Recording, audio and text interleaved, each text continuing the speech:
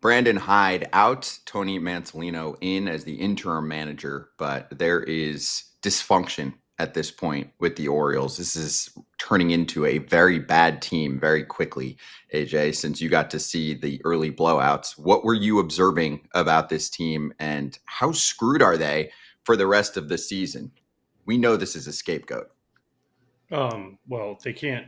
They fall behind 3, 4, 5, nothing in the first 2 innings every game. It's hard to play like that. I don't care how good your offense is supposed to be and how good of prospects you have and how many this and that. So listen, it's not Brandon Hyde's fault. It sucks that he got fired, but I mean, Mike Elias, we talked about it. I mean, Tyler O'Neill was their big offseason addition. He's hurt. He's had a history of being hurt. That's the guy you go and get. Why would you not spend that money somewhere else? Or if you have all these outfield prospects and Kobe Mayo can play the outfield and Hurstead and Mullins and all these other guys. I understand you need some right-handed power, but I think you could have made a different move than that. And that's not a knock on Tyler O'Neill, but I don't know. I think that this team is in trouble. They're obviously they fire the manager. Then they go get smacked 2 games in a row by the Nats. So I just think this is it's a culmination of a lot of bad things all hitting at once, and it just cost Brandon Hyde his job.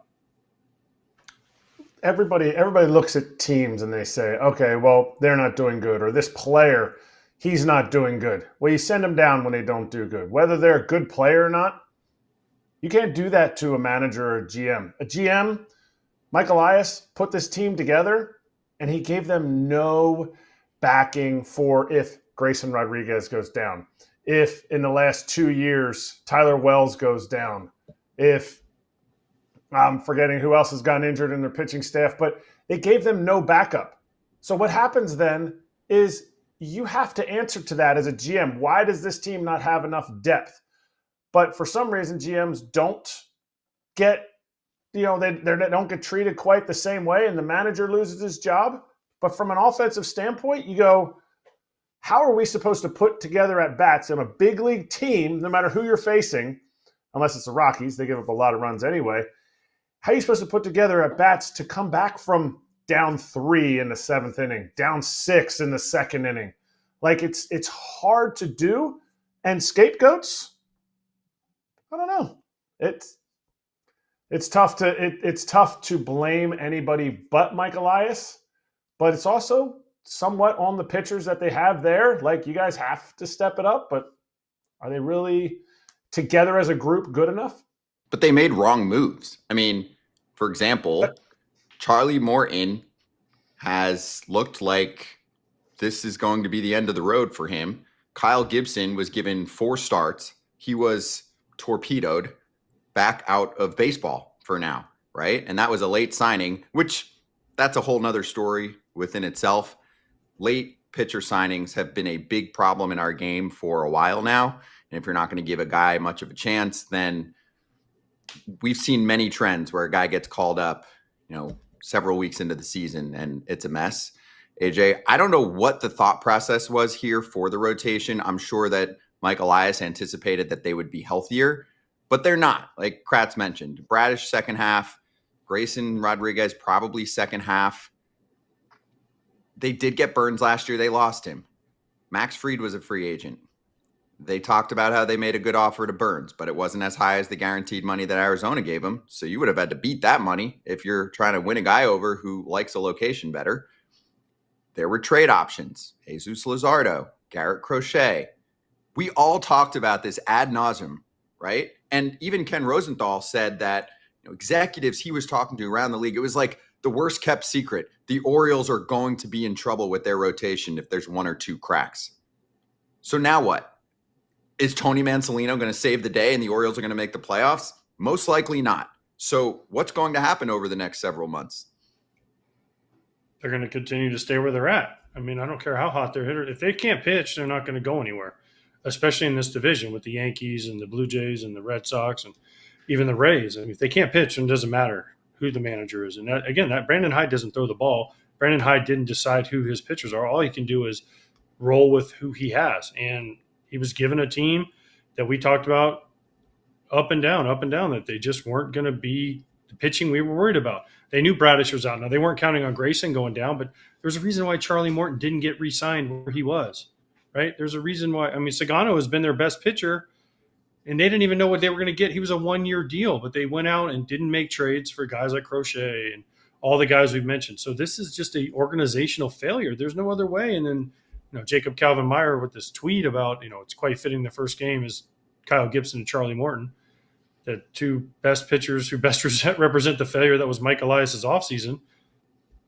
Yeah, and then Zach Eflin comes back and gives up 7 in an inning and a third or whatever it was. So it just hasn't worked. And they trade Stowers and make the move for the guy what's his name, Rogers in AAA that's not pitching, right? Like why did they make that's the move they went with? The guy because he was controllable, but the Marlins clearly didn't want him. The Marlins like, we stole this guy from y'all. So it's just an organizational failure.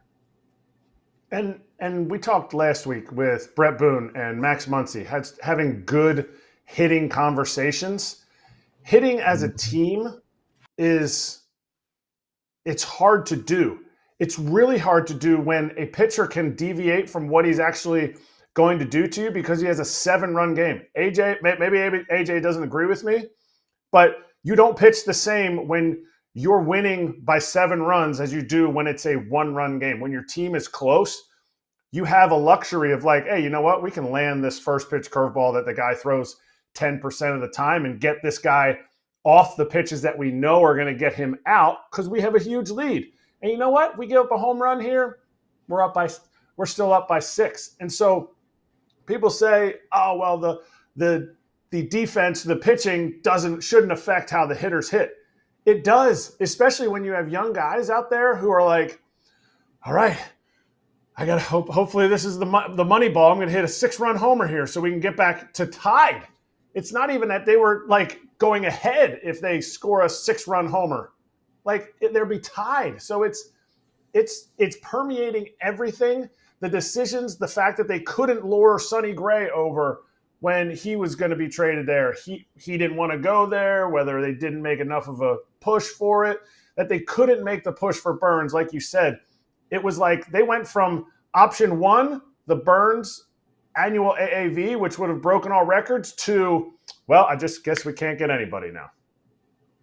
Important piece of the puzzle, Orioles payroll this year versus last year. AJ, $66 million more this year than last year.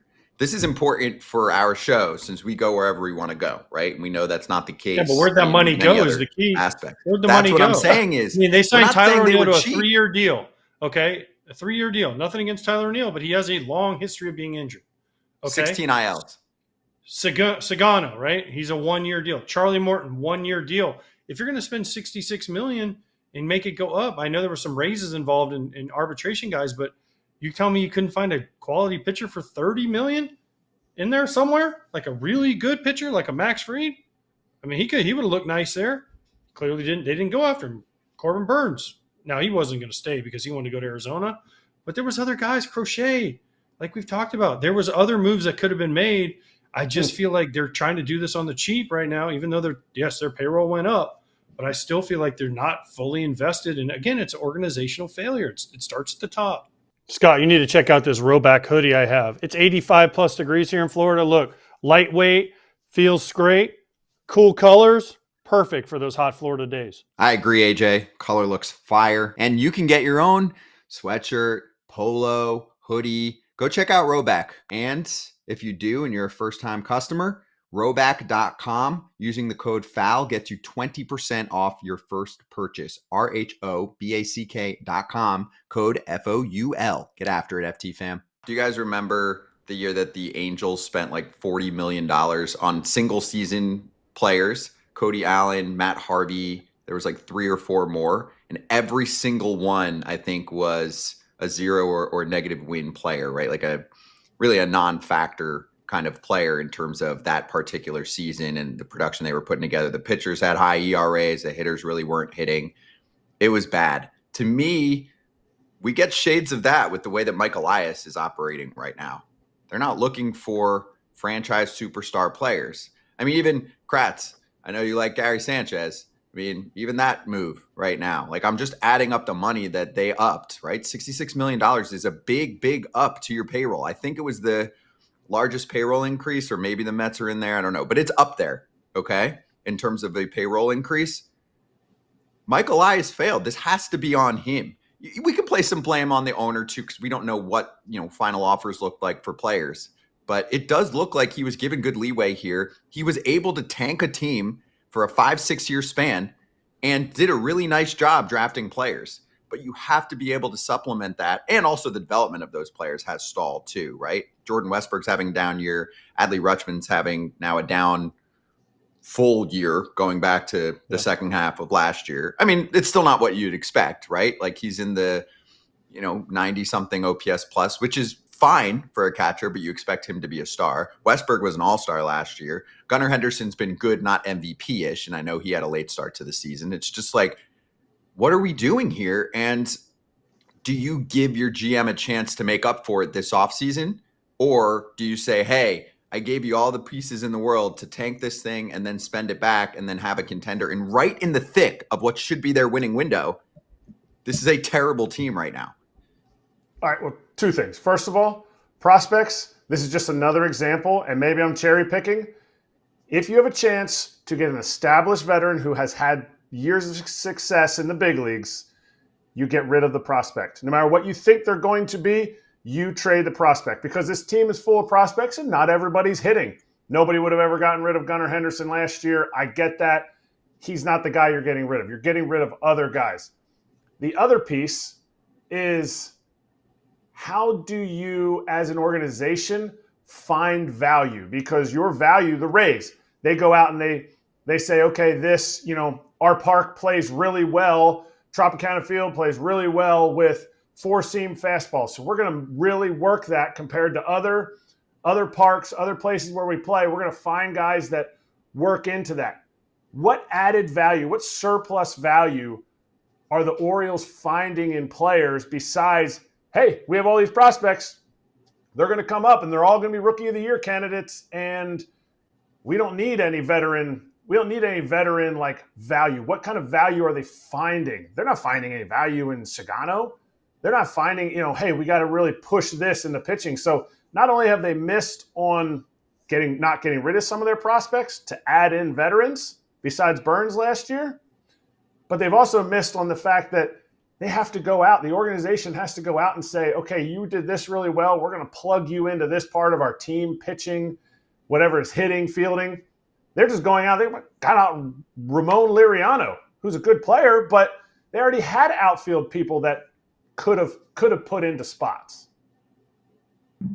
And we are seeing, in my mind, teams that have nothing else to do but find a scapegoat for now. You can't just keep operating with what you have, and you can't really make trades. No one makes trades for the most part this time of year. So you're pretty limited in terms of what you're able to do. Let's show some quick history here. Jason Stark pointing out how Skip Schumacher and Brandon Hyde were managers of the year in 2023. 18 months later, neither of them are managers. 2022 managers of the year, Buck Showalter and Terry Francona. 30 months later, Buck's not managing. Francona is not in Cleveland. Tough gig. And then this one from Jesse Rogers, I think, is really relevant to what's going on right now, AJ. 3 changes this season are the most before June since 2002. It's been a long time since we saw that. Now, we have some bad teams, and I would put the other 2 teams in a different category, but the Pirates and the Rockies letting go of their managers for teams that I think in all of our minds were not contending teams. They just were so bad that, again, they felt like they had to do something just to get the public off their back. The Orioles is a team, obviously, even with their flaws heading into the season, that we didn't expect to be at this point. But add it all up, and we do see GM/owners getting a little bit more trigger happy with something that was quieting down. We weren't seeing in-season changes that frequently. Well, no, but once the first one went, once Derek Shelton went, then it was game on. We talked about it with everybody. Once the first one goes, it's game on.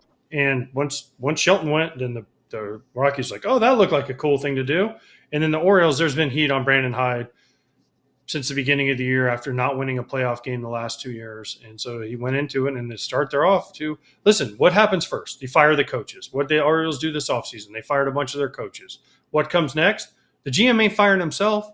So the GM's going to fire the manager and be like, oh, we'll bring in this guy. Hopefully it turns around. And if not, I'll go to the owner and say, hey, man, I got Brandon Hyde was here before me, so I'll give me 5 more years to make this right with my own guy, right? That's how it works. That's what these guys do. So this isn't a surprise. It's a surprise that it's happened this quickly. But Brandon Hyde is not the problem, much like Bud Black wasn't the problem, much like Derek Shelton wasn't the problem.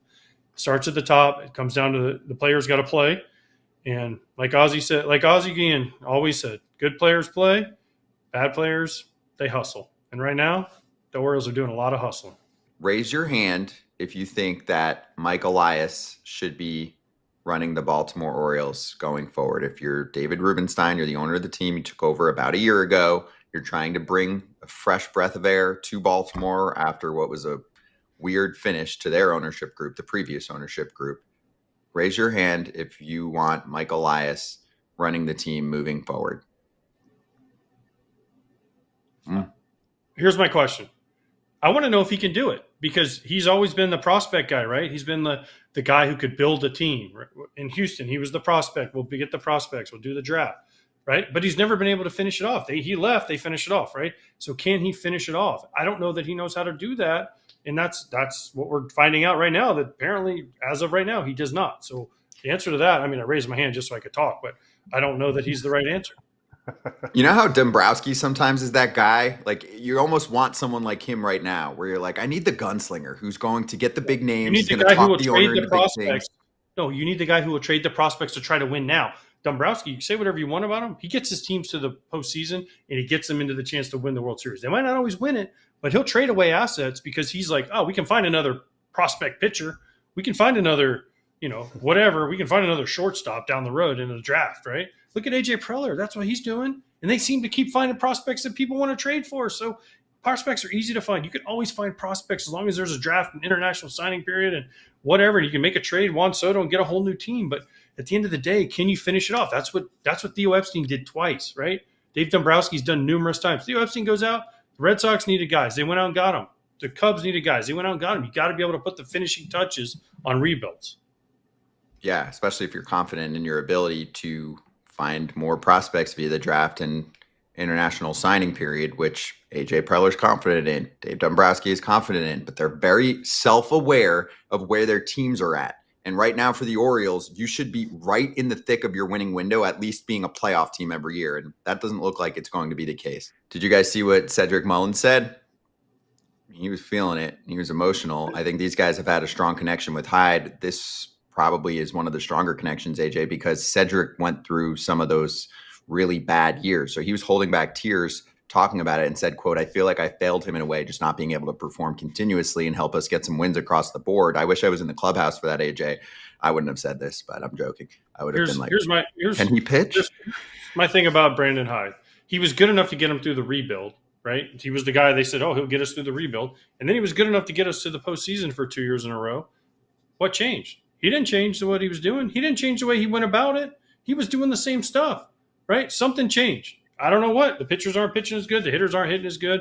Whatever that is, and you can say, oh, you need a new message. But honestly, Kratz, you may disagree with me, but what message does the manager really give you other than, you need a guy who puts you in the right position to win? Other than that, managers they're communicators. And Brandon Hyde's always been known as a good communicator. You want to know what kind of managing job he did? Go down the list of all the players who were interviewed about him after he got fired. How they reacted. Everybody can say your placards like, oh, we didn't play good enough. The emotion and the way that they feel about the guy shows the connection that he made with the players. Seems like it was A+ to me. Maybe he just didn't quite have the players to complete the games. Hey, everybody. Be sure to like and subscribe for more content. We're back here every weekday, all year long, so do not miss an episode. The videos are coming in all day. Here's another video you might enjoy. Baseball the way it should be covered.